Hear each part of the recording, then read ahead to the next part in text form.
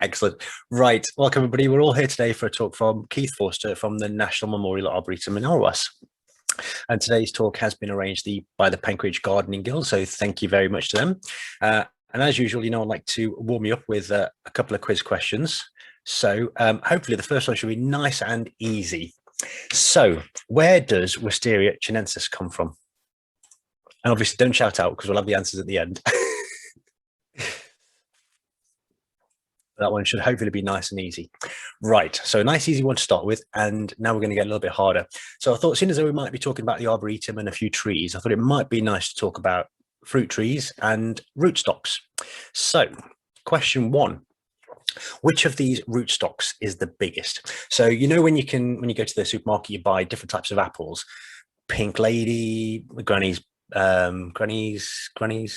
something or other, Egremont, Russie, all the different varieties. You can also, when you're buying a fruit tree, you can buy different rootstocks, and that dictates how big the fruit tree grows. So which of these is the biggest? So apple rootstocks, MM106, M26, and so forth. Which one's the biggest out of those? And then same for a pear, you've got quince A and quince C. So which one's the biggest? So I'll do that at the end with a bit of a poll. And for the advanced ones amongst you, because I know we've got some experts in the room, I know we have, place those rootstocks in order of size, small to large. There's a few of you scratching heads there, I can see. It's very useful to know these when you're going to buy an apple tree. I encountered this when I went to buy some. Right, so I don't know if people have noticed or seen on the news, but the government have decided to ban peat sales from 2024. It was a target to ban by 2020, but it was optional. Now they've actually made it official. So I thought it'd be quite good if any of you have utilized peat-free composts, if you've got any recommendations of which brands to use, because quite a lot of people sort of complain and say they're not as good as the normal peat-based ones. But some experts say that it's to do with overwatering, because the peat-frees tend to dry out at the top more than in the middle, so people end up overwatering with the peat-free, and then obviously that damages the plants. So I thought it'd be good if anybody has used it, just give us a recommendation. You can use the chat box and let us know. And apparently in America they don't use peat, so they seem to grow plants quite well, so I'm sure we can do the same as well. And also I thought if some of us could agree to trial a few products by the end of the year, that'd be quite good. So if you've got two plants, plant one in your normal compost and another one in peat-free, and then we can have a look at it at the end of the year and see what people's feedback is. Rhs Bridgewater Trip on the 21st of July. We've got 42 or 43 people now going from our club, and hopefully there'll be plenty of others from other clubs going as well. And that's on the Wednesday, the 21st of July. For those who want to go on the coach from our end, it's going to be £11 per person on the coach. We have obviously got free tickets for members. And I was going to ask if any of the other participating clubs, the tender shoots participation clubs, if you're not planning to utilize your 55 free tickets, if you have any spare, would you mind sort of letting me know, send me an email, and then hopefully we can use it for other tender shoots clubs. That would be fantastic. And just make sure you've also got in your diary the Christmas interclub quiz, which is on Wednesday the 8th of December. I thought I'd just remind you now, because we've only got one more talk before we have a bit of a break for the summer. And I also want to just say a big thank you actually to all our sort of 17 clubs who've been sponsoring talks for us. I wasn't sure how this was going to go at the beginning of the year when we started this off, but we've had about 25, 30 talks, I think. So a huge thank you to all those clubs who've enabled us to have these tender shoots talk. I'm going to be asking for some volunteer guinea pigs soon. I've been asked a few times whether I do talks, and I've always said no, because I'm obviously a beginner, but every meeting I'm always giving out tips and things. So I thought, why not just put them into a talk? So I'm going to have a crack at doing a few talks. So that'll be probably later in the summer. So at some point I'll be sending an email out asking for some guinea pigs. Now, just a couple of things on YouTube and a plant that I wanted to recommend. We do put them on our page for people to view on YouTube, but it doesn't always give you the notification as to when it's been uploaded. You have to click a button. So I'm going to show you where that button is now. That's a screenshot of the YouTube channel. So normally when you click the subscribe button, you'd expect you've clicked the button and you should be notified of everything, but you don't always get notified because it defaults to personalized, which means it only shows you a few. So if you go back onto the YouTube page and click the little bell at the top that you can see there, and then change that to all, it means every time we put a video on, you'll get a notification of it. So make sure you go ahead and do that. And then I just wanted to show you about a new plant that's come onto the market. This one's called, it's a buddleia, obviously, which you can probably tell. It's called Berries and Cream. It's a bicoloured one. It's got quite a compact habit. It's sterile, so it won't self-seed everywhere. And actually, when I was doing the research into it, I think it's actually been bred by one of our Tender Shoots Club's members. So I'm going to try and find out for the future. And I'm hoping he'll actually do a talk for us, which would be great. So have a look for that. It's Berries and Cream. Right then, just before I introduce Keith for the talk, I'm going to run a quick poll just to see how many of you have actually visited the Arboretum. So there's 3 answers to the question. So either yes, you visited, no, but you do know about it, or the third answer, no, you didn't even know about it. So that will come up onto your screen in a moment. So if you want to have a quick vote, have a quick drink.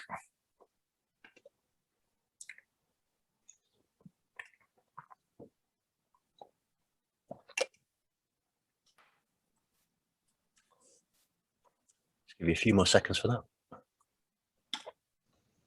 And yes, I'm going on Friday again. Oh, brilliant.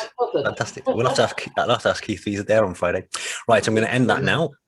And I'm going to share those results with you so you can see. Wow, 67% of you have actually been. That's fantastic. 27 haven't, 26% haven't, and 7% didn't even know about it. But obviously, by the end of today, you will know about it. So, so now I'm just going to stop that. I'm going to introduce Keith. So obviously Keith is from the NMA.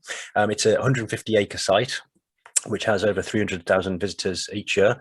They've got almost 400 memorials, and they've got about 30,000 trees as well spread in the Arboretum.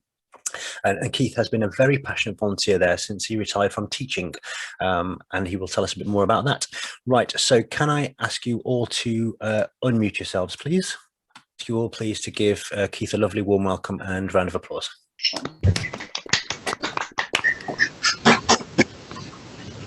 Right. But I'm pleased to see you all here, and good evening, ladies and gentlemen. It's a real delight to be here with you here this evening. As Indy says, my name is Keith Forster, a teacher in Lichfield in Staffordshire.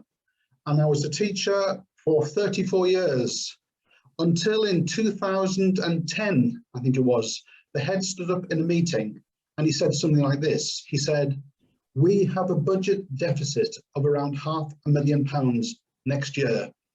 So if you're 55 or over and want to apply for early retirement with 10 years, sorry, not 10, with 3 years enhancement, please come and see me."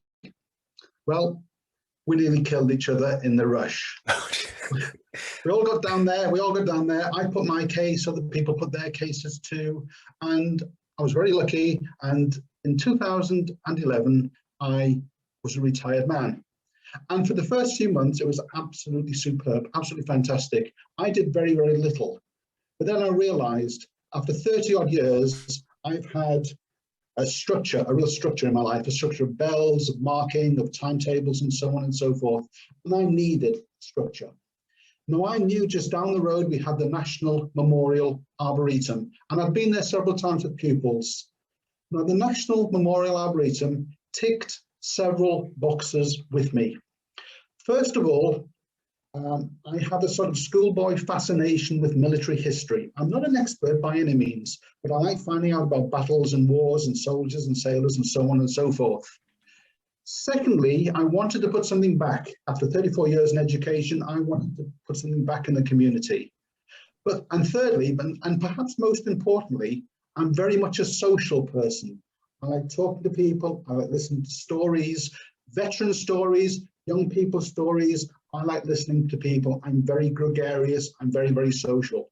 And so I applied to be a volunteer at the National Memorial Arboretum. And I was interviewed, because they don't just accept anybody. I was interviewed and I started to volunteer in January 2012. And so I've got my 10th year coming up at the beginning of next year. And I absolutely love it here. I love it there. I'm just going to share my screen now and we'll start from there.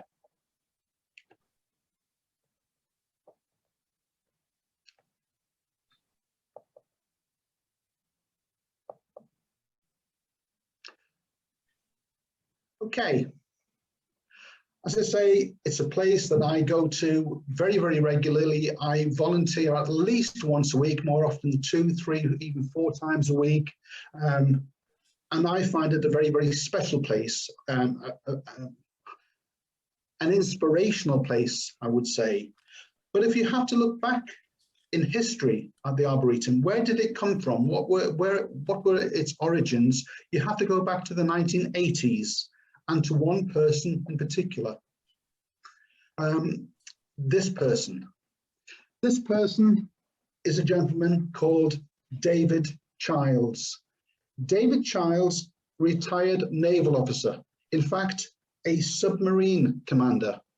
And David Childs in the 1980s had a particular concern, a sort of vague concern, I suppose, and it went something like this. He wondered what the future of remembrance would be here in the UK, particularly, I have to say, with regard to our young. What would our young know of the debt they owe in the years to come?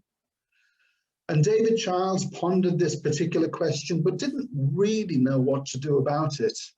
And then in 1988, David Childs went on business to the USA. And on one particular day, he visited 2 places. In the morning, he went to Arlington National Cemetery, the military cemetery, where, as you know, the great and the good of the USA are buried. And in the afternoon, he went to the National Arboretum of the USA. They're about 9 miles apart, not very far apart at all. The great tree collection of the USA. And that evening, he had an idea. He wondered if the 2 ideas of remembrance on the one hand, in a natural setting on the other hand, could somehow usefully be brought back here to the UK. So David Childs germinated that idea in his mind on the flight back to the UK. Now, David Childs himself wasn't a particularly influential person, and I would guess that many of you have never even heard of David Childs, but he started talking to other people. And the next person I'm going to mention, I will guess that many of you will have heard of. In fact, I'm almost certain that most of you, if not all of you, will have heard of, and it was Leonard Cheshire Vc. And Leonard Cheshire lent his not inconsiderable voice to the idea of a centre for remembrance here in the UK. And the next person I'm going to mention, no question, everybody will have heard of, because it was the then Prime Minister, John Major. And John Major launched an appeal for a national memorial arboretum in 1994. So we had, if you like, official sanction. We had the rubber stamp, something was going to happen.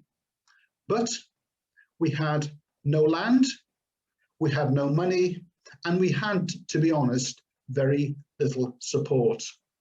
But David Childs was a driven man, and he started looking around in the Midlands for somewhere suitable for this National Memorial Arboretum to be sited.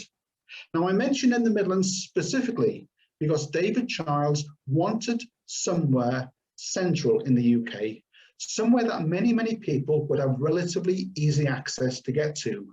There are many centres for remembrance further down south, particularly, as you know, in London, but nowhere quite this important, quite this far north.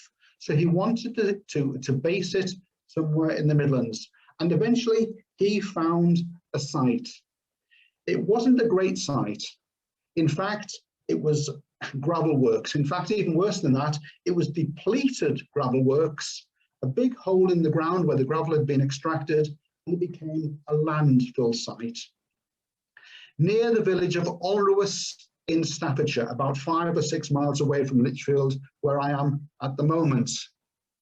It was owned by Redland Aggregate, which became the company Lafarge, which is now in fact owned by Tarmac. And Lafarge were very, very generous to us in those early days.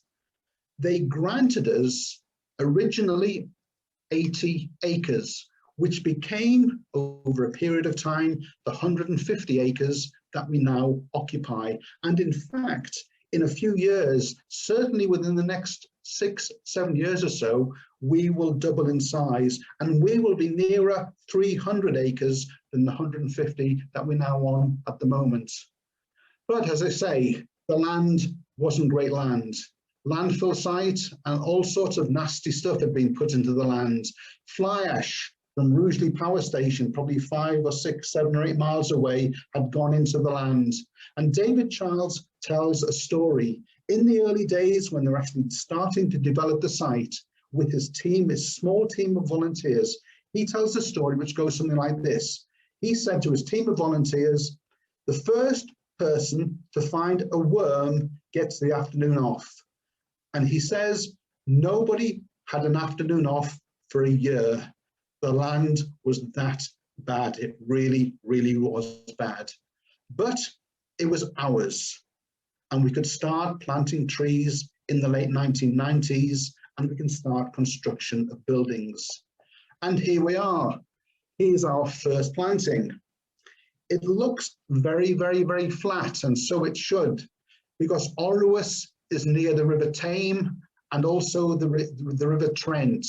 The River Tame is our eastern boundary, the River Trent is our northern boundary, and we are on a floodplain. And we occasionally flood prodigiously. I'm just looking at that scene there. That, I think, is the Merchant Navy wood. It's difficult to get the geography of the whole thing because so much has changed at the moment. But I think that they are oak trees in those little plastic cases.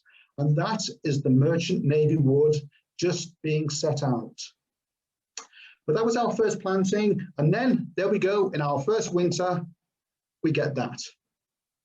And we do, as I say, get flooded fairly regularly, but not as often as we used to get flooded for 2 reasons. First of all, the river management is much, much better. The Tame was being held up by the much stronger Trent a bit further downstream at a place we call Watersmeet. And now the dredging, a lot of dredging has been done and created water meadows. So therefore, the Trent tends to spread out much, much more, and the Tame comes through and isn't quite so prone to flooding. But secondly, trees, of course, are mighty entities, and they suck up themselves gallons and gallons and gallons of water a day. And of course, much of that water that was inundating our land to begin with is now, being taken away and taken back into the atmosphere. When I started doing these talks, I used to say we have around 40,000 trees on site. And in fact, I don't know whether they've changed it, but on our Facebook page, on our Wikipedia page, it used to say 50,000 trees. Well, I don't think we ever really did have 50,000 trees. 40,000 trees, maybe. I was then told to start saying 30,000 trees. Now I say around 27,000 trees. And that sounds as if the trees are being very, very unsuccessful and dying. Not true. We have a tree management program, of course, and as the trees grow and mature, they are thinned out. As I said, I think this is the Merchant Navy wood. These are oak trees, and I shall mention those again in a few minutes' time. So there we are, our first planting in the late 1990s. But of course, with the National Memorial Arboretum. So you can't open the gates to the public without having at least one memorial, hopefully more than that there. And our first memorial arrives in 1998. And here it is, the polar bear. It is absolutely, magnificent. It's about 9 foot long. It's around 5 foot high. It weighs around 2.5 tons. Wow. It's the memorial to the 49th Infantry West Riding Division, which was, as the name suggests, West Riding, a Yorkshire division, and had the White Rose of Yorkshire on their shoulder flash as their emblem.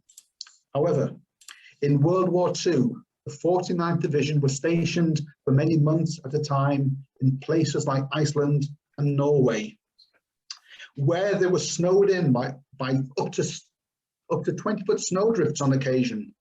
And when the men went out on patrol and came back covered in snow, the commanding officer, jokingly I guess, called his men my polar bears.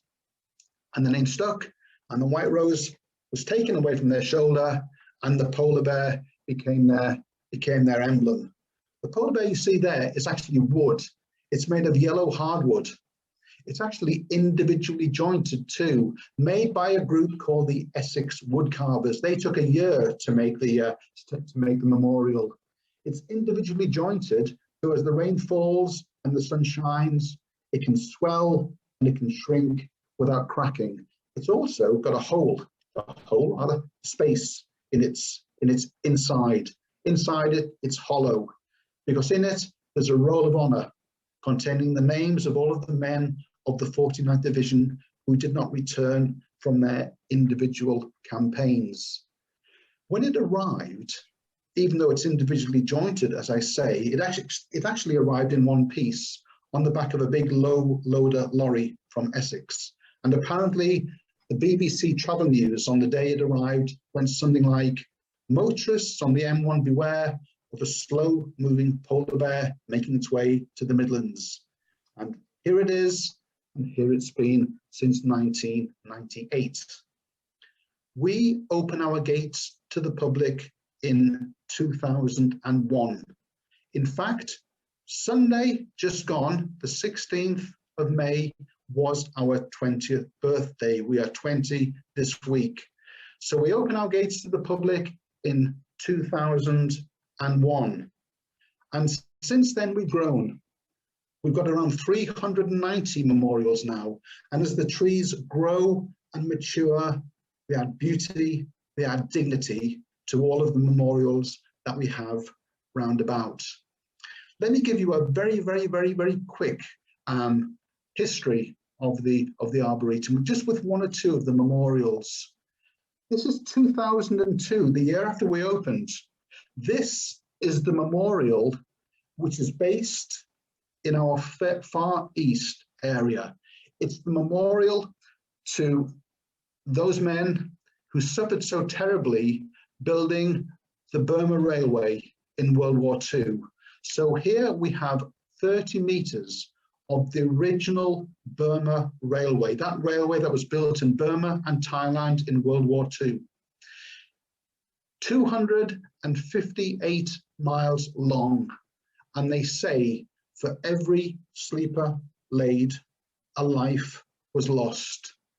Lost on an absolutely tragic and colossal scale. That was dedicated, as I say, in 2002, and part of our huge Far East commemoration area, Far East Prisoners of War commemoration area. But what I find particularly poignant about this memorial is this. Those rails you can see there, those rails that have seen so much suffering were actually made, we found, in Middlesbrough, up in the northeast. What happened was this: one of our very, very early volunteers actually looked under each one of the rails and realized there was a serial number under that rail. And by tracking that serial number, you can find out exactly what happened with that rail. That rail was actually forged in Middlesbrough. It was sold to a railway in China. The Japanese invade China in the 1930s. They rip up the rails, they bring them to Burma, to Thailand, for our lads to have the terrible, terrible experience in appalling conditions of building a railway. But what comforts me now is this. There's a sort of a symmetry here. For me, these rails have now returned home. This is where they started their lives, so to speak, and this, for the rest of all time, hopefully, they will be a fitting tribute to those lads who suffered so terribly at the fall of Singapore in World War II. Let me just move on. That's our Armed Forces Memorial, the most significant, certainly the biggest memorial that we have on site. On it, we have the 16,200 names of the men and women who were killed while on duty since the end of the Second World War. Such an important memorial. I shall talk about that in much more detail a little later on. So I'll move on from that. That was 2007, dedicated by the Archbishop of Canterbury in the presence of Her Majesty the Queen. And 2010, we have the Bazaar Wall. This came back from Iraq with the names on those brass plaques of the coalition force members who were killed in Iraq in those conflicts. They are the original brass plaques. The original bricks from the original wall came with them too, to be erected. But we found this: when they came, we realized that the bricks that the wall was actually constructed from wasn't suitable for a British climate. It's obviously much wetter here. As we all know, it gets much colder than it does in Iraq. And so those bricks were crushed. They were put into the foundations, and they're there right at the bottom of that wall. So symbolically, and that's a word I'm going to use so much this evening, symbolically, those bricks are still there, and so important that we realize that symbolism too. Just one very quick anecdote, if you don't mind, ladies and gentlemen. About 2 years ago, one summer evening, I was giving around, I was giving a guided tour to a group of senior officers and doctors from NATO, the North Atlantic Treaty Organization. They were at the Arboretum for an event, speeches and a meal for a big gathering that they were having in the Midlands. And there were people here from America, from Canada, from Romania, from Poland, from Hungary, from all over Europe and North America. I had a group of Romanians and Hungarian officers, and I was showing them around, and we got to this wall, we got to the Bazaar Wall. Now, they couldn't speak English particularly well, and I was doing my best to make it interesting for them. And I realized that on one of the plaques here, we have a Romanian. So I said, and in fact here we have a Romanian casualty. And the tall gentleman from the back pushed his way through the group and stood and looked at the name. And he said, "That man died in my arms." And that is the sort of story, that is the sort of poignancy that sometimes you get, very raw poignancy sometimes, at the National Memorial Arboretum. That gentleman went back to the visitor centre later that evening, and he lit a candle, and he stood in silent contemplation for a moment or two, thinking, I'm sure, of this man who died so tragically. Let me just carry on. I'm going to take you on a little tour around the Arboretum. That, I thought, was the best way to tell you about something I think are particularly important. Now, as I say, there are 390 memorials. Don't worry, I'm not going to try anywhere near that many, but some I find are really worth talking about. On the left here, we have a combatant carrying a wounded casualty on his back. That is from the Royal Army Medical Corps. We have a huge area for the Royal Army Medical Corps. On both sides of the grove for the Royal Army Medical Corps, we have red-leaved Norwegian maple trees, which have a very bright purplish leaf. That leaf is significant. It has the same colour as the ribbon of the Victoria Cross. And the 29 trees are there for the 29 achievers of the Victoria Cross in the Royal Army Medical Corps. There are actually 31 Victoria Crosses which have been won by the Corps. So 2 men have the Victoria Cross and Bar, which means they have achieved this highest of accolades twice. A man called Shabazz, a man called Martin Leake, both have the Victoria Cross twice. On the right of my slide here is the anchor from HMS Ardent, which was lost in the Falklands campaign, and this area is part of our Falklands commemoration area too. But I'm going to take you on a bit of a tour. This is just below the chapel. We have a morning service at the chapel. When we find out, one of the volunteers talks a little bit about the history and a bit of background about the Arboretum, or at least we have been having it in pre-COVID days, and hopefully we'll be starting it again in the not too distant future. We also have a land train which goes around the site with a good recorded commentary on it. It's a 45-minute tour, and this is where it starts, by the Blesma Garden. Now, Blesma, the Limbless Veterans, stands for British Limbless Ex-Servicemen's Association. And I've chosen this as the starting point because I want to tell you how inclusive we try to make the experience of the Arboretum for as many people as we possibly can. So Blesma for Limbless Veterans. If we look at the Blesma Garden, we can see, first of all, that the paths we've made deliberately wider, slightly wider than we would have made paths normally. That's because we know that many wheelchair visitors will visit this garden particularly. But more important than that, if you can look at the planting in the garden, you might be able to see that the planting are trees. And in fact, more specifically, fruit trees. More specifically, in fact, apple trees, and they are espaliered. Now, very often in this talk, I have to explain what espaliered means. I don't think I need to tonight. They've been trained out on wires, so they're deliberately kept low. So wheelchair visitors at the appropriate time of the year can smell the blossom, and again later in the year can, without reaching up too high, pick the fruit. So we try to make the Arboretum, as I say, as accessible, as inviting as we possibly can. Now, I mentioned symbolism a little while ago. I want to just talk a little bit about symbolism, particularly with regards to this garden. This is the Sands Garden. Now, many people come to the Arboretum thinking it is military memorials only. Not true. Not true at all. We have many non-military memorials. We have, for instance, police, we have fire and rescue, we have the Royal National Lifeboat Institution, and many others. And we also have many charities too. And this is one of our charities, SANDS. SANDS is Stillbirth and Neonatal Death Society.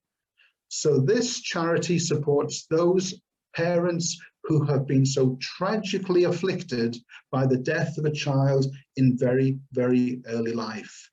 And this garden symbolically supports their anguish, I suppose. What we try to do is this. You go in through the path, and you can see the path goes off to the left very, very sharply. The path goes off to the left, and then it weaves to the right. It's not straight. The planting in this particular garden is quite unfriendly to begin with. It's quite thorny, it's quite overgrown, it's quite dark, it's quite oppressive. These are the feelings of a newly bereaved parent, the darkness, the where do I go from here? And on both sides of the path, as you go into the garden, parents are invited to leave a pebble, to leave a small stone with the name of their child on there too. But as you go around the garden and you get towards the center of the garden, things change. It's open. There's more light. The planting is softer. It's more colorful. There's a lawn. And in the center of the lawn, there's a statue, a tiny statue of a tiny, tiny baby. And I see on the day I took the photograph, somebody has placed 2 coins in the baby's hands. And this represents the feelings we hope of peace and acceptance and resolution, which will come given time, given love to all parents so terribly, terribly afflicted. Just carry on. So this is our memorial to the Sikh soldiers who served with the British Empire in World War I. Around 124,000 soldiers, Sikh soldiers, joined or fought alongside the British Army in World War I. This Sikh soldier, in fact, is a particularly brave Sikh soldier. On his breast, he has his campaign medals, the 3 campaign medals of World War I. So he has the 1914-15 Star, he has the War Medal, he has the Victory Medal, but he's also got the Indian Order of Merit.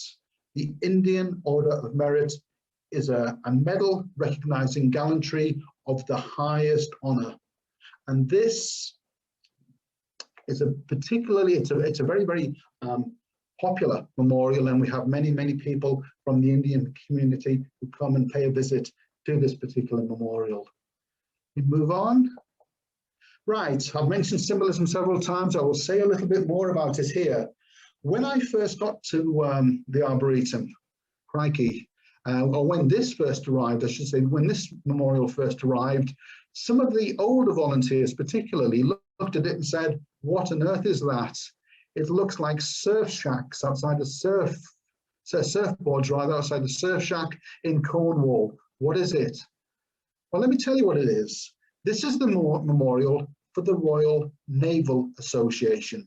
This is in an area that we call the Royal Naval Review. There are memorials here to HMS Hood, to the Repulse and the Prince of Wales. There's memorials to different classes of ships. There's memorials to different associations connected with the Royal Navy. But we had nowhere where Royal Naval personnel could come and remember their lost ones, their comrades, until this came in about 2013, I think it was. Let me try to explain it to you, what it is. On the left, we have a rating who has his cap off behind his back and his head bowed in the at ease position in silent thought. We have 13 glass panels with a yellow glass panel on the left-hand side and the red-black glass panel on the right-hand side. In between, we have 11 panels, all different colors of blue, all different shades of blue. Instead of saying left and right, I will say the yellow panel is in the east. The red panel is in the sun, is in the west rather, the setting sun. So we have the yellow dawning sun, the red setting sun.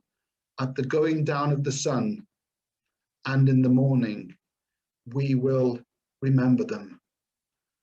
The blue panels in between represent the different oceans. So you have grey for the North Pacific, you have white for the Southern Ocean, you have bright blue and ultramarines for the Indian Ocean and the South Pacific, and they are all intershot with red, suggesting blood spilt at land and at sea, protecting our nation. All of the way around it too, there is a poem inscribed all the way around this big pavement. The poem is Tennyson's Crossing the Bar, because crossing the bar to naval personnel means moving into calmer waters, moving in to a better space, moving in to another life, if that is how you want to interpret it. But for me, one of the really, really exciting things about this memorial is this. When the sun shines in a particular way at a particular time of day, it casts a shadow. And I've tried to take a photograph which shows that shadow at its best. I'm going to have to try to explain it to you because I can't point it out because I can't use my fingers, obviously, on this screen. But if you can see, next to the yellow panel, next to the ratings feet, we have the stern of the ship. And follow it up towards the glass. We have a funnel there, we have superstructures, and at the other side, near the red panel, we have the bow of a ship. I don't know whether you can see that or not. I'm better if I can trace it with my fingers, but that is a cruiser. and the rating is looking over the shape of a cruiser and contemplating his lost comrades. Very, very quickly, I'll tell you how this came about. It's a bit of sexual stereotyping, I'm afraid. The man who actually designed this memorial, a man called Graham Mitchison, was actually sketching out different ideas for the memorial. He didn't know what it was going to be like, screwing up the bit of paper, throwing it away. And he was in his garden. It was a summer's afternoon. Beautiful, sunny day. And his wife was hanging out the washing on the line. And he looked at the shadows being cast by the washing onto the lawn. And he thought, if I can just work out how high the panels should be and where the sun would be at any particular time, perhaps, and that's what he did. And this is our Royal Naval Association. I did mention a few minutes ago the Merchant Navy wood when I showed you the first planting. The Merchant Navy wood is somewhere over in sort of this direction, because the Royal Navy, of course, as in World War II, protects the Merchant Navy. The Merchant Navy wood is planted with solely, as I said earlier, with oak trees. When it was planted, nothing else in that wood but oak trees. 2,535 oak trees. Now, of course, it hasn't got that many oak trees in now because we're 20 years further on and they were quite close together. And oak, you know, is a mighty tree and it needs space. 2,535. Why? Well, in World War II, that's exactly the number of British flagged merchant ships and fishing vessels sunk in convoy and around our coasts. So every single tree in that wood represents a lost ship. And as I say, symbolism so important to us. So let's move on. Royal Air Force, we had the Royal Navy. This is our Royal Air Force at Winston, the big silver eagle, 1,000 stainless steel feathers, representing the Royal Air Force Association in the area for the Royal Air Force, where we have squadrons remembered, we have different associations, different planes, different individuals associated with the Royal Air Force, a large, important area. Again, moving on. Right, we have two memorials here. On the left, we have a dry stone seat, I suppose, made with stone, with limestone from Staffordshire. It's actually the memorial to the Women's Institute, to the WI. I do lots of talks to the WI, and I always used to show them this particular memorial in my presentation. Occasionally, I see ladies from the Women's Institute, and they would say to me, why are you talking about the WI? We are actually, you know, older than the WI. Why aren't we here too? And I said, ladies, you haven't got a memorial. So a few years later, here it came. So I put the two together just so I can say to both of the groups, yeah, absolutely, WI, Women's Institute, or Towns Women's Guild rather. And there they are. Moving on a little bit more. This is the memorial to Pegasus Bridge.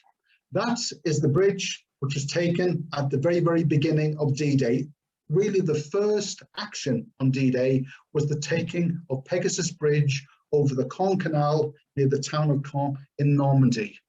6 Forster gliders landed very close to the bridge, an absolute feat of incredible navigation.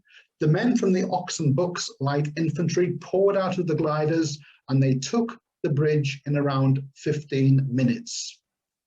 More importantly, they held the bridge. They held the bridge against the German assaults to retake the bridge. And if the bridge had not been held, then the panzers of the Germans and the reinforcements, the German reinforcements, would have been going towards the beachheads, being prepared for next morning, for that morning, the D-Day invasions, and the men on those beachheads would have had a terrible time. They had a bad enough time anyway, but without the taking of Pegasus Bridge, things would have been absolutely catastrophic. So that's Pegasus Bridge, and just very, very close to there, you can perhaps tell me what this is yourself if I explain it to you.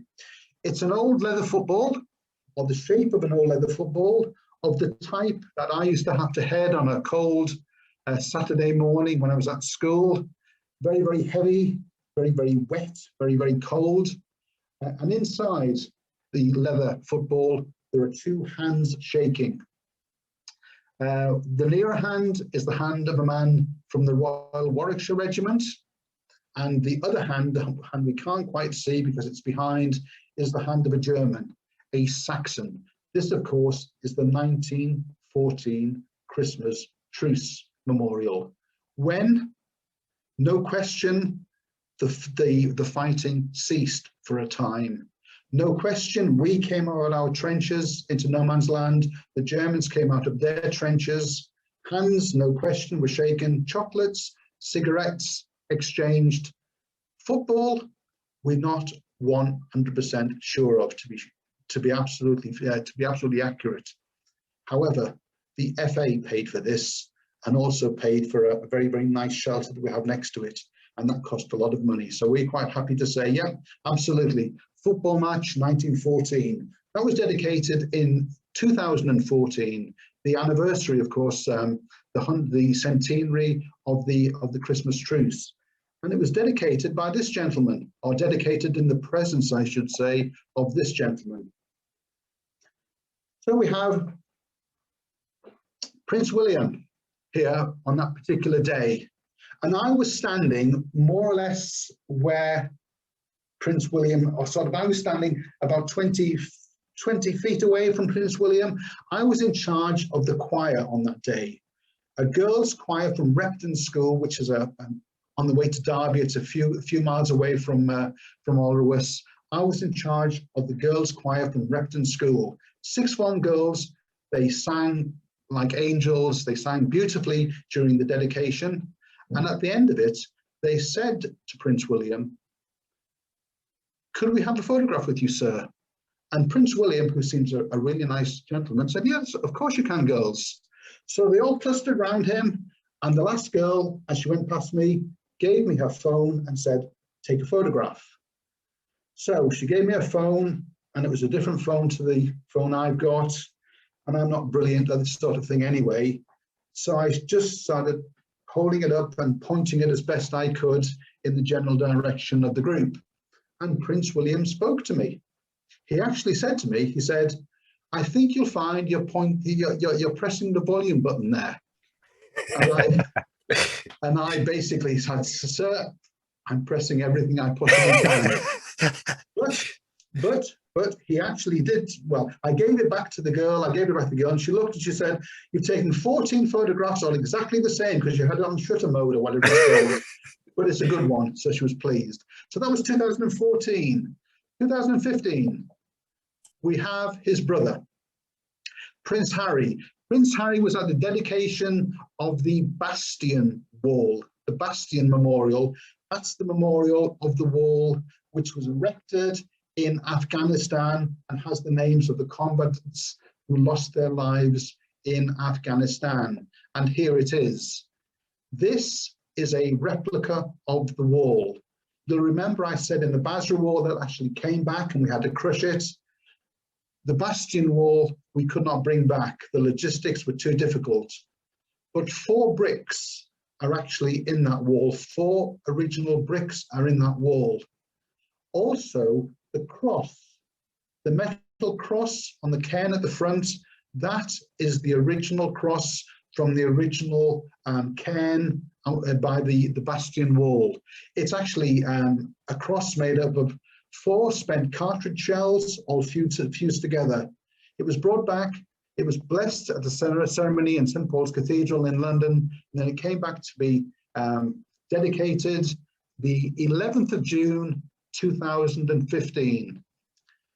The names, however, you remember I said the names on the Bazaar Wall were the original names. The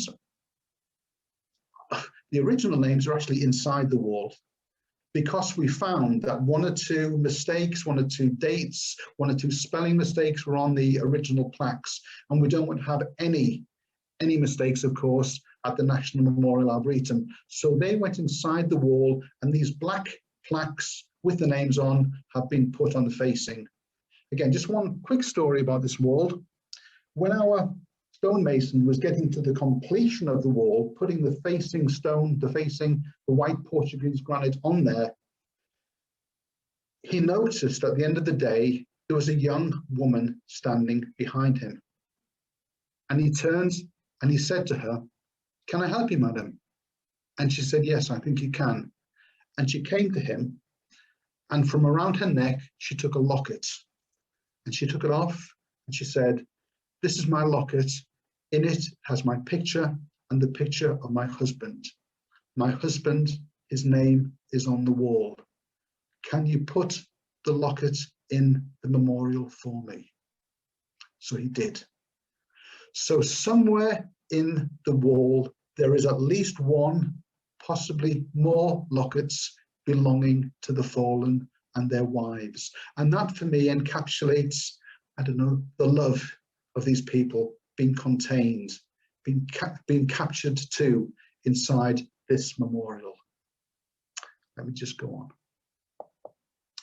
This is a memorial to those people who've donated their livers, their hearts, their kidneys, their corneas, so that others can have a quality of life. It's actually called, it's by the Donor Family Network, and it's actually called the gift of life. The gift of life. So we have a butterfly, and we have a forget-me-not, and we have the word remembrance there, remembering the sacrifice that these people have made so that other people can have a quality of life. Just moving on a little more. Very, very close to the gift of life, we have the Evacuees Memorial, and many people who were evacuees come to see this now. There are 9 children, all to be evacuated. The memorial is called Every Which Way, and if we look at the 9 children, they're looking every which way. Some are pointing in one direction, some are pointing in the other direction. But if you look at them more closely, some of their coats are on back to front. Some of them have got their bags the wrong way around, and some of their luggage is actually almost exploding. It looks like they're holding hands, but if you go close to them, they're not quite touching. Their fingers are close, but not quite touching, suggesting that these are confused children. The lack of human contact is there. They don't know what is in front of them. They don't know what future has in store for them. And that is our Evacuees Memorial. And some evacuees say, yeah, that's exactly how we felt right then at the beginning of World War II. Again, moving on. 47 Squadron, that is a covert squadron. If I went up to that particular memorial and I banged it, it would go bong, bong, bong, bong, because it's actually made of steel. It's made of corten steel. That's the same steel that they make the Angel of the North with up in the northeast. It's actually getting a very, very rusty patina on it too. The faces, I think you can probably see, which look at sort of graffiti-like, are actually cut out. And as the light moves, and as the light changes, and as the trees move behind this memorial, we get all sorts of different effects. This particular squadron, 47 Squadron, was established, was founded in 1917, a very, very early squadron.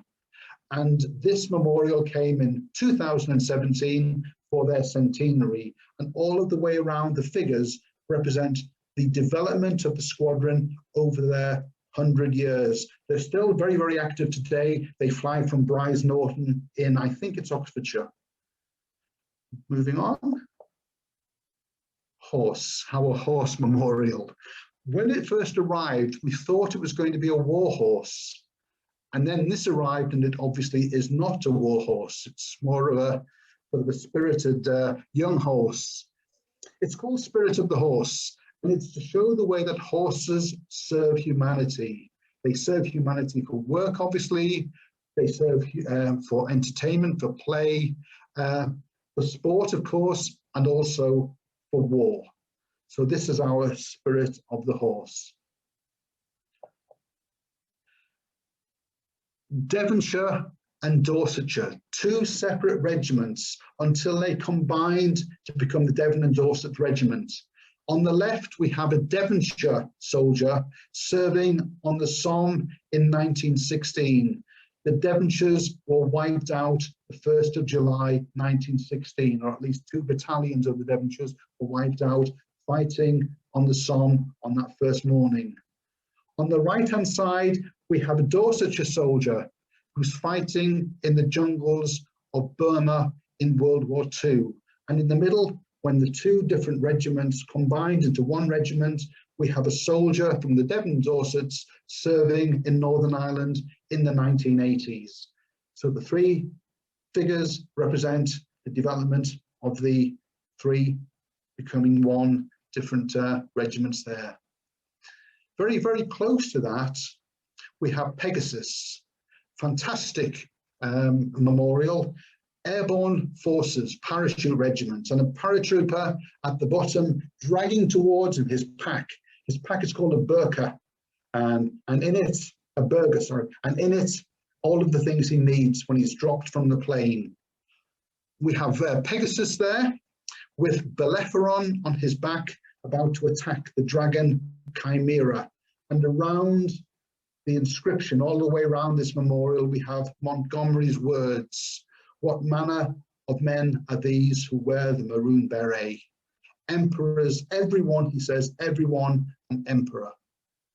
And again, very, very close to this memorial, but very close to the river too, we have perhaps our most poignant memorial. Let me explain it to you. We have 309 posts here.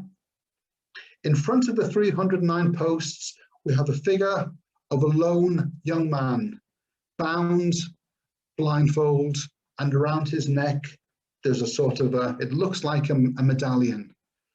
This is our memorial to Shot at Dawn. These represent these posts represent the 309 men and boys shot for cowardice, desertion, and mutiny in World War I. If you look at the posts, you can see that each of them has a plaque on it. The plaque gives the name of the executed man. It also gives the date of execution and his regiment. Many of them have the age of the man. It might say age 23, it might say age 35, but a good proportion of them, possibly as many as a third of them, say age unknown. And that's for two reasons. Either we've literally lost their records and we don't know how old they were because their records went up in flames in the Blitz in World War II, or more likely, these lads lied about their age. So these lads who said they were 19 when they were 20 when they went to the recruiting office weren't really. They were 15, they were 16, they were 17. And the recruiting sergeant probably looked at them and thought, yeah, but they were very, very happy, of course, to enroll them, to enlist them into the British Army in World War I. This lad represents a figure such as a man like Herbert Burden. Herbert Burden shot at Ypres, 1915, aged 17. Let me just look at it from the top.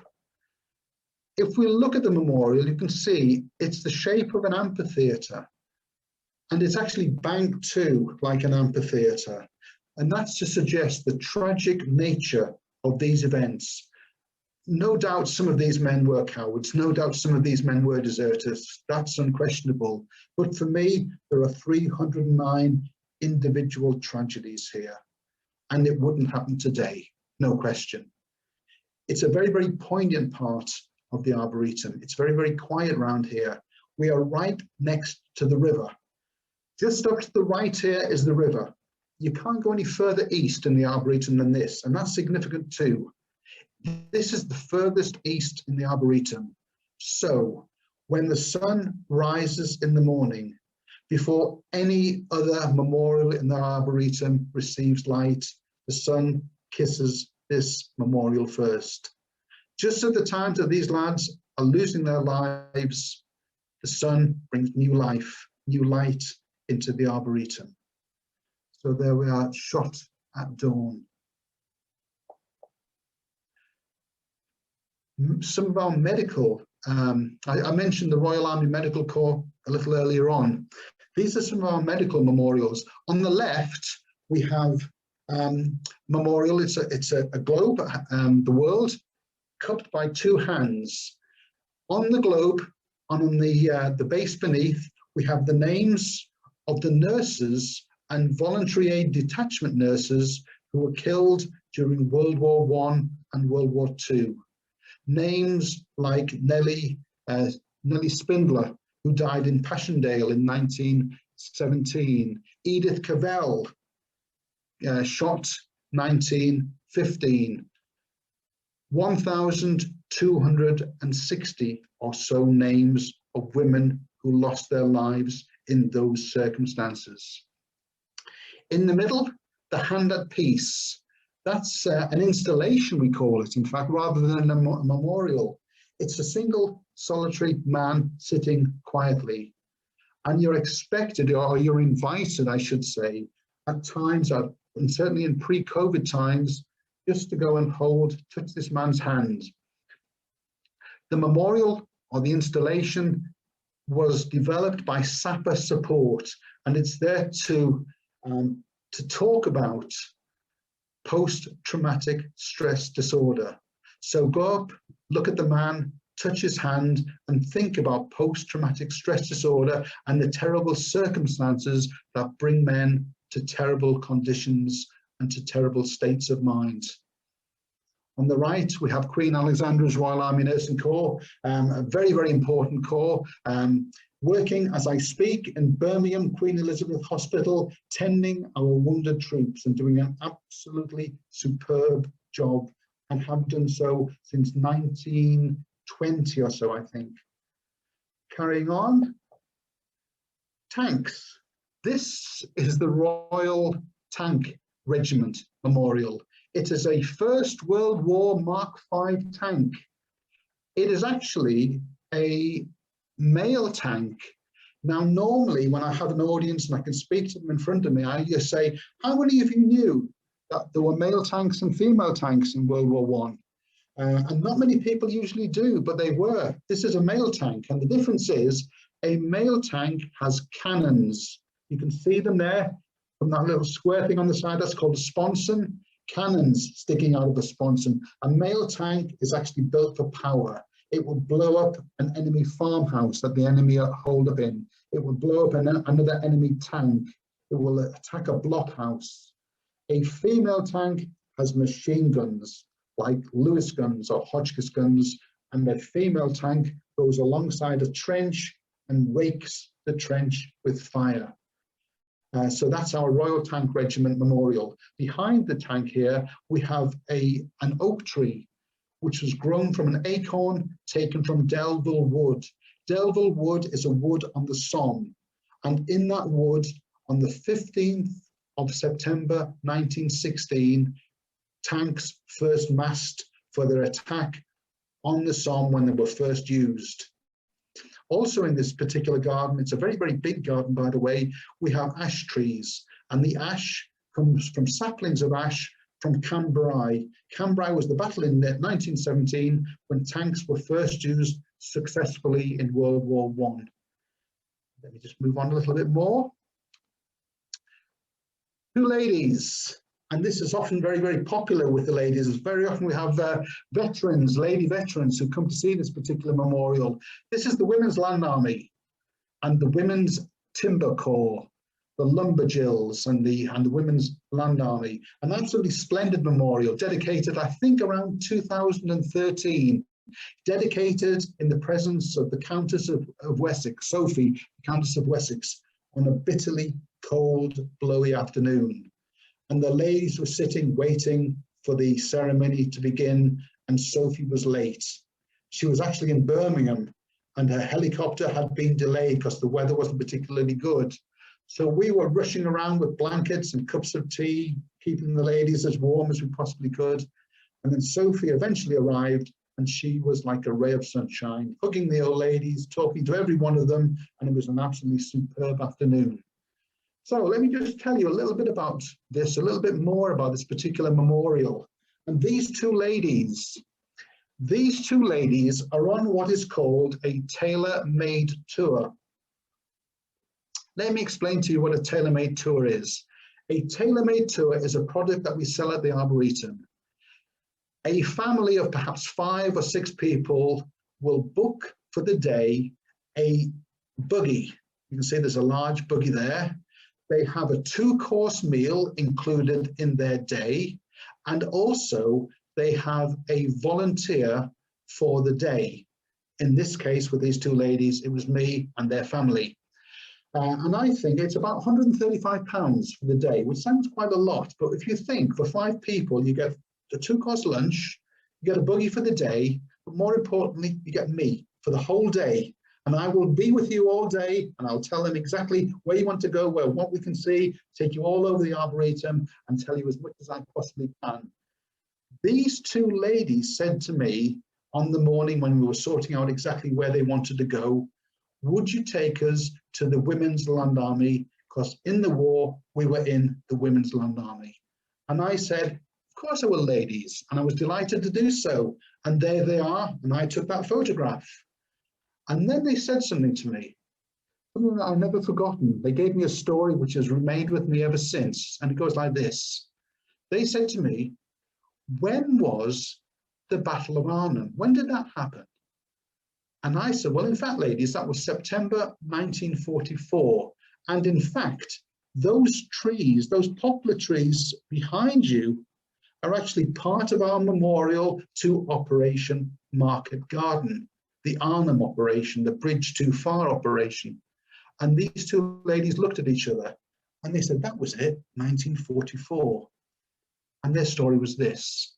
In 1944, there were 2 17-year-old girls in the fields of Lincolnshire. It was September. They were harvesting the crops that you'd expect them to be doing in September. And they said, suddenly we became aware of a feeling, not really a noise, more of a something in the air, a vibration in the air. And we stood together and we looked, and they said, and then from the skies, we saw things starting to appear. And as we watched, the sky, they said, became black with plane after plane after plane, glider after glider, and they were all going to Arnhem. And as they said this, I got in my mind's eye 2 girls holding hands perhaps under the big skies of Lincolnshire, watching plane after plane after plane. And the hairs, my arms and the back of my neck almost seemed to stand up, because that is living history. And that, when I say I love talking to people, I love listening to their stories, that is exactly the sort of thing I'm talking about. 2 ladies, absolutely a delight to spend the day with. Right, the Armed Forces Memorial, which I did mention a little. There we are. The sun's not shining in quite so much anymore, so I'll let a bit of light into the Armed Forces Memorial. I took that photograph, I think probably about 2 years ago on a lovely summer's morning, and thinking, it looks really nice today, the Armed Forces Memorial. I will use that in my presentation. And then when I realized something, when I looked at it later, I've left a buggy, if you can see, at the bottom of the steps. So I thought, oh, that looks a bit bad, I've left the buggy there. But I wanted to remember that buggy because I'm going to use it later. I'm going to mention that later. So the Armed Forces Memorial, perhaps our most iconic, our central memorial, certainly the biggest. It has, as I said earlier, 16,200 or thereabouts names of men and women killed while on duty since the end of the Second World War on that memorial. It suggests remembrance and loss through the ages. The man who designed it, a man called Liam O'Connor, took his inspiration from many, many sources, historical sources, cultural sources, classical sources, you could even say prehistorical sources. For instance, it's built up like a Bronze Age burial mound, like Avebury or Silbury Hill. The big central structure at the top is the same size as the dome of St. Paul's Cathedral in London, and it has a whispering gallery effect too. I shall mention the prehistoric in a moment or two.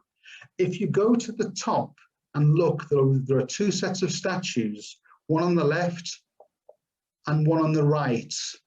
They're designed by a man called Ian Rank Broadley. I've mentioned Liam O'Connor. Ian Rank Broadley. Ian Rank Broadley, you won't have heard of him, but you'll have seen his work. Look on a £2 coin. Look at the base of the Queen's head on a £2 coin. You'll see 3 tiny letters, IRB, Ian Rank Broadley. Statues on the left.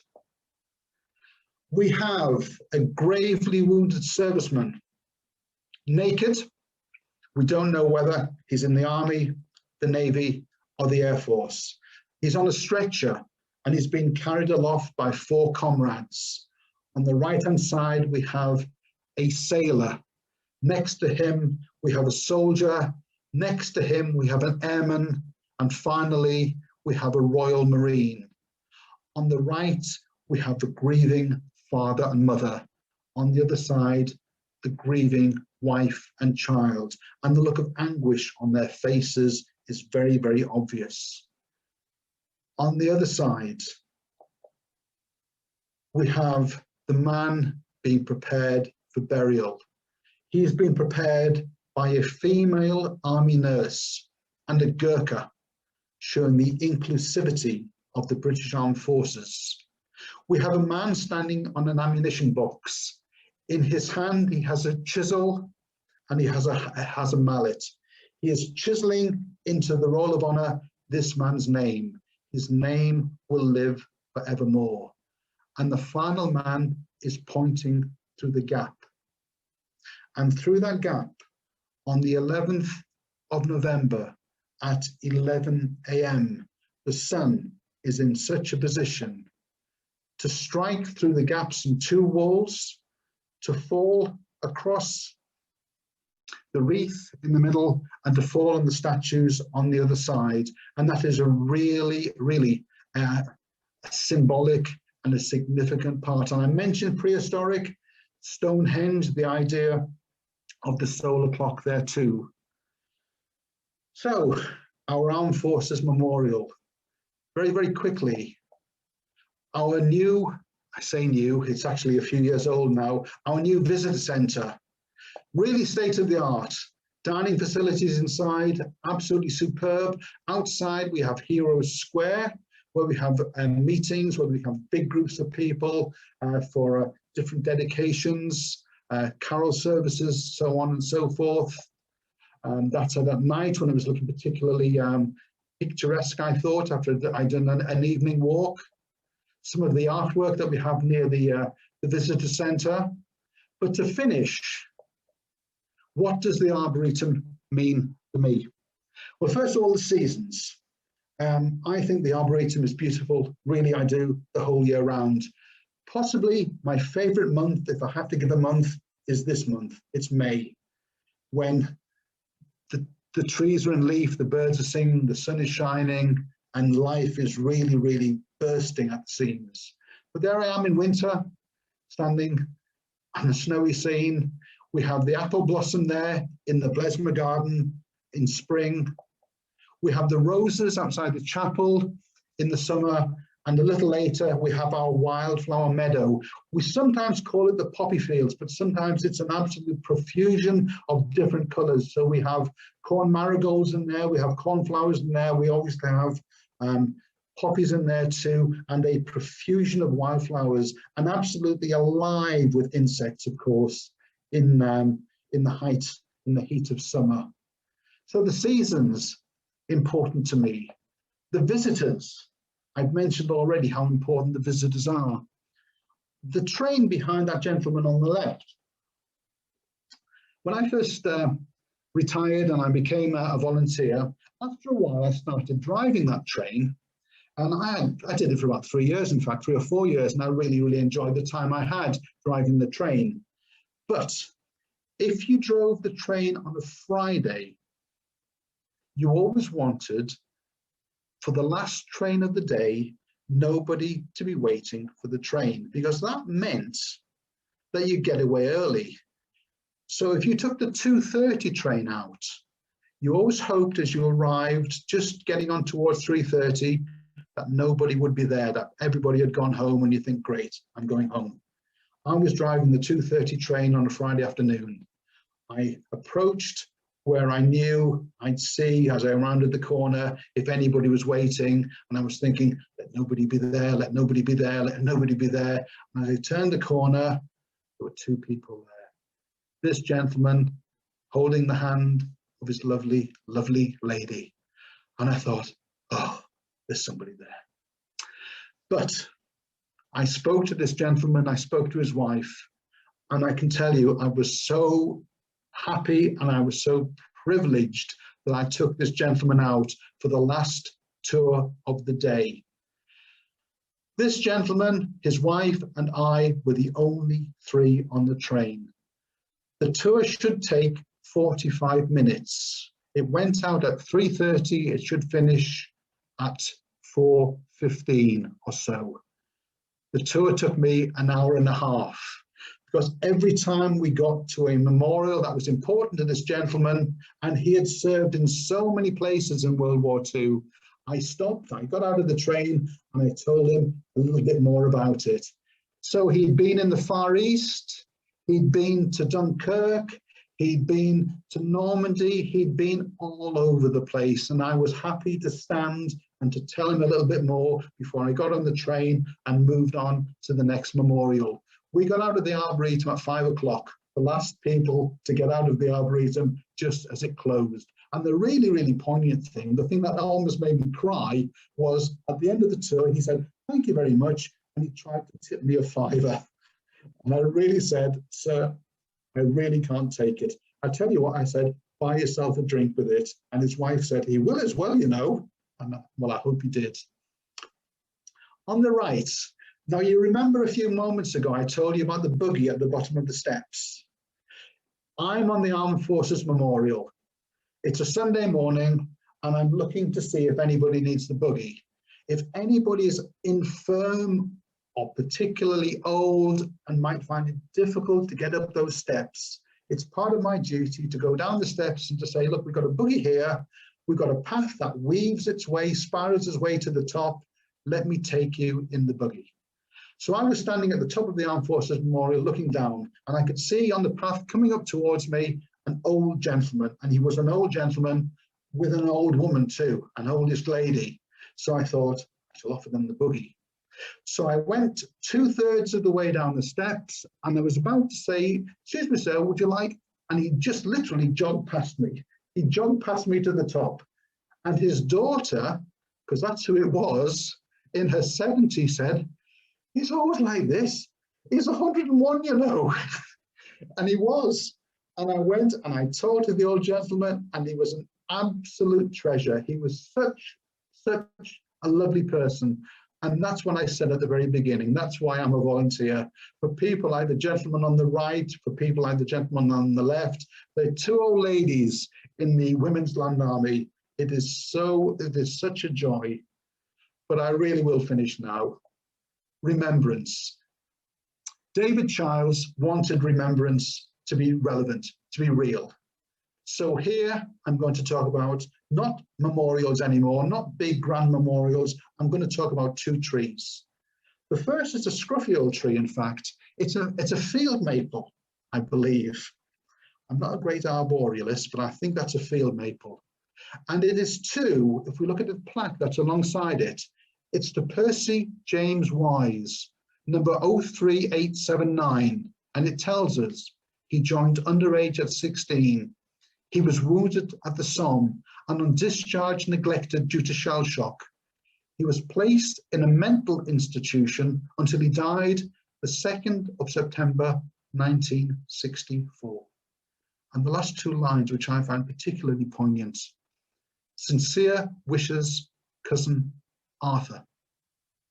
And it seems to me it's such a tragedy that all of these years later, cousin Arthur remembers this lad who joins full of military glory at 16, wounded at the Somme. Nobody knew about shell shock, post-traumatic stress disorder, whatever in those days, placed in a mental institution where he lived out the rest of his life. That's one example of remembrance. And the second is this. This is an oak tree. It is definitely 100% an oak tree. And on the 6th of June every year, I leave a poppy cross at this tree. It's in affectionate memory of Yannick Gummerson, 1st Battalion, the Dorset Regiment, killed landing on D-Day, the 6th of June 1944, aged 20 years. And again, it's the last two lines. Our boy next door, the Swallow family. I found out a little bit about Yannick Gummerson. He lived in Bristol, next door, as it says there, to the Swallow family. I found out the school he went to. I did a bit of research. He did join the Dorset Regiment. The first action Yannick Gummerson was involved in was landing on D-Day, where early in the morning on Gold Beach, he was killed. And that's what I mean about what David Charles did with remembrance. But there's one more step. Every year I go to France, every year, COVID permitting, I go to Belgium, I go to Normandy. I visited many battlefields, many Commonwealth War grave sites. A few years ago, I was in Normandy. I went to Bayeux, and I was in the cemetery in Bayeux. It's a huge military cemetery. And while I was there, I thought to myself, I wonder if Yannick Gummerson is in here. And so I got the index, which they have in all of these cemeteries. And I went through G, GU, GUM, and there he is. There he was. And it says there, Yannick Gummerson, the Dorsetshire Regiment, 6th of June, 1944, aged 20. And then his parents have put at the bottom, have inscribed at the bottom, the two lines. Though he was really only a boy, he always acted, fought, and died a man. R.I.P. And I think this is what David Childs wanted. A tree, a plaque, a remembrance, a life. And this is my very, very last slide. The Arboretum is part of the Royal British Legion group of charities. I know that 68% of you have visited us. We're changing all the time. Please come again. It's been a delight to speak to you this evening, ladies and gentlemen, and thank you very much for your attention. Thank you. Thanks, Keith. That was really interesting and such an emotional journey that you've taken us through. I mean, I've learned quite a lot. It's certainly opened up my mind to a lot of the symbolism behind, each of the memorials in the story that that they tell. And it's also interesting to know it's not just a military, location. It is actually lots of other organisations as well. But yeah, it was a really interesting talk. You've taken us all the way from, the first trees that were planted to, the building of this new visitor centre as well. So yeah, it was really interesting. So thank you very much. Guys, if you've got questions, use the chat box or use the virtual raise your hand function. I'm just going to stop the screen if that's okay, Keith. Yeah, by all means, sorry. And then everybody can appear back on. So we did have a couple of questions that popped up earlier. Do we have to book to go into the Arboretum?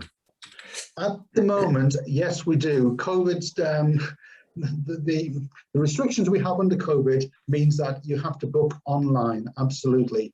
So just go onto our website. The links are very, very easy. It costs £4 for your car all day. That's all we charge. Entry to the Arboretum is absolutely free. £4 for your car all day. But yes, please book online. Otherwise, you might have somebody like me on the car park saying, I'm really, really sorry. We are full today. And although you may have come quite a distance, I'm afraid I may have to turn you around. If somebody turns up on a day when we're not full, we do try our best to get them booked in, but booking is absolutely essential. Yes, absolutely. Great. Okay, thank you. If anybody's got any other questions, you can use the raise your hand function as well, and then you can unmute yourselves. And how often are you there at the Arboretum, Keith? Personally, well, I volunteer on a Sunday every week. That's from when we open at 10 o'clock in the morning till when we close at 5. I also work on the car park occasionally. I've just mentioned the car park, possibly two or possibly even 3 times a week. But if there's a big event, for instance, D-Day, that's coming up, D-Day commemorations, I will be in. I often work on the comms system for the Arboretum. I take guided tours around. I come in for different, as I say, it could be once a week. Indeed, it could be 5 times a week. It really could. Sure. Okay. So about 250 volunteers, I should say, India. I don't think I actually mentioned that, the importance of the volunteers that we have there. 250 or so volunteers. Without them, the Arboretum would struggle absolutely big time, no question about it. Yeah, absolutely. Julie mentioned earlier that she was very pleased to see the memorial for the land girls and Timajills, which was created by a sculptor from Stoke-on-Trent. Oh. Right. Do you know, when I was driving the train, I was going past that sculpture, and the woman in the train said, would you stop really quickly, please? So I did, thinking there was an accident, or she dropped something. And she said, you see those jodhpurs on the girl? I said, yes. She said, they're my daughters. So I had to go across, point at the jodhpurs while she could take a photograph to show her daughter they were a jodhpur. Yeah, okay. But yeah, you're absolutely right, a local sculptor. I'll tell you another sort of local story too. You know the WI bench, which I said was made out of stone? Right, it's actually made out of limestone, which is actually quarried in a quarry on the borders of Staffordshire and Derbyshire, right there on the border. So if I'm giving a talk to ladies in a WI in Staffordshire, I will say, fine Staffordshire limestone. If it's in Derbyshire, I'll say, good Derbyshire limestone, ladies. If it's somewhere else in the country, I just tell them the truth. Dear. And Jill was asking, is there going to be a memorial for the COVID victims? There is going to be more than just a single memorial. You may have seen some of this. It's actually been released to the media, and certainly the BBC were carrying it the other day. There is going to be a wood dedicated, a whole wood. So we actually acquired a huge patch of land which isn't ours at the moment, but it's going to be granted to us over the next year or so. That will be infilled, it will be improved, and it will be planted with trees specifically for COVID victims. And there will also be in the wood, there'll be glades, there'll be different areas for remembrance, for quiet contemplation of this terrible, terrible disease and the victims of it. Okay, brilliant. I think that's about it, Keith, in terms of questions. So I just want to say thank you on behalf of the Penkridge Garden Guild and also the Tendershoots affiliated clubs. I think obviously it shows how much sort of, emotion and at times how raw things can be, and the work that you volunteers do to obviously try and convey those stories and the meanings behind them. Okay, it's obviously very, very difficult. Well, Indy, thank you, and thank you for your technical expertise, without which I perhaps would have struggled a little bit tonight as well. I hope, as I say, that everybody has enjoyed it, and it's been a delight talking to you. I've missed these talks for quite a long time, but I'm starting to do them on Zoom. Hopefully in the very, very near future, I'll be going out meeting real people again. But thank you once again. Can I just press leave? Indy, is that the way to do it? Just before you do that, I'm going to ask everybody to unmute themselves, and then they can all give you a fantastic round of applause and say thank you.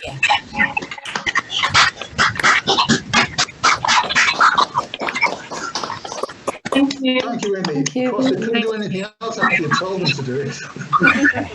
Can I ask a quick question? Certainly, madam. Is the train running on Friday, please? The train will definitely be running on Friday. It will be running on the half hour. So it'll run at 10:30, 11:30, 12:30 and so on. When you get to the visitor centre, the first thing you need to go is to go to the reception desk and say, I want to go on the train at whatever time you choose, and they will actually sort you out on that. It'll cost £7 per person though. Okay, see you at 11:30. Oh. 11:30, if you want the 11:30 train, I'm just thinking, am I in on Friday? No, I'm in on Saturday. Okay. I'm sorry. I'd love to see you, Janice, but it won't be this Friday, unfortunately. Okay, well, we'll be there 11:30. But have a wonderful time. Have a wonderful time. Thank you. I'm sure we will. Thank you very much. It was a fantastic speech. Lovely. Thank you. Keith, thank you. I mean, it's very tricky, obviously, to get things across on Zoom. So you've done a fantastic job, and I'm sure we all want to give you a sort of a heartfelt thanks for all the work that you do as a volunteer at the Arboretum. So thank you very much. Thanks very much, Indy. I might just touch base with you and give you a ring perhaps tomorrow, so if that's okay. Yeah, absolutely, no problem. Brilliant. Okay. Cheers. Thanks again, ladies and gentlemen, and I shall now bid my leaving farewell. Bye bye. Bye bye. Bye. So, has anybody got any answers for me? Where does Wisteria chinensis come from? China. Yay! The clue's in the name, chinensis, China. And if it said Japonica, where would it be from? Japan. Right, so that was the easy one. So wait till next time. I'm going to give you a slightly harder one, but the clue will be in the name. So, which rootstock is the biggest? Has anybody got any guesses? 106. I can do the poll count. I almost forgot. So, someone's running the tap in the background. Right then, so 2 questions there. Which one do you think is the biggest apple, and which is the biggest pear? Oh, I think it's you can vote on it.